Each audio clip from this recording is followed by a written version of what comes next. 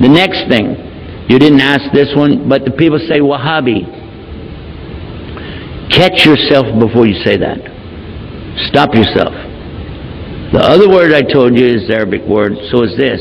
It means to bestow, to give. Al-Wahhab, if you say Al-Wahhab, you must be very careful now. You just said Allah's name. Allah is Al-Wahhab. He is the bestower, the ultimate bestower. So you don't take Allah's name and play with it like that. What really happened over 200 years ago, there was a student of knowledge who memorized the Quran when he was not even a teenager yet. He studied all of the fiqh, jurisprudence of the Hanafi. Then he began to study others. And his father, who was a scholar, told him to stop. Just stay with what we have. He said, I want to learn the others. His father almost disowned him because of it. It was very upsetting. You know, don't do that. But he wanted to learn all of it so he could understand. And he began to learn quite a bit. He became convinced that he needed to learn more. And he discovered through this learning that the people of his time were making a grave mistake. I used the right word too, because they were worshiping at graves.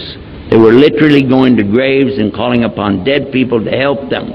Righteous people, good people, but they're dead. And even if they were alive, what could they do? We could only make dua for you. Nobody's got any magic.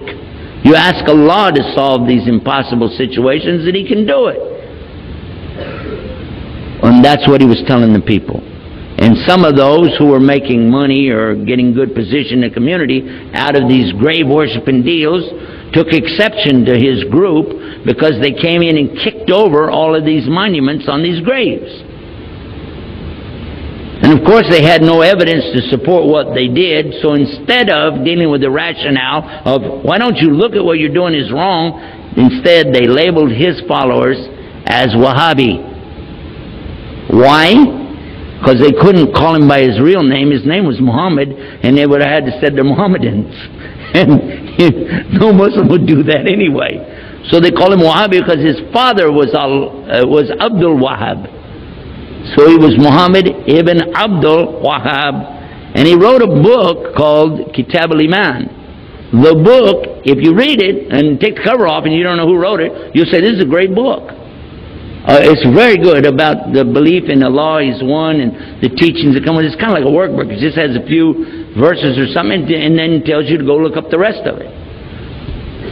And it was given to some scholars who were attacking and saying, these Wahhabi people, so and so on. So what do you think about Kitab al-Iman? Says it's a bad book, don't read it. It's okay. So they gave him the book without the cover on it. Didn't tell him.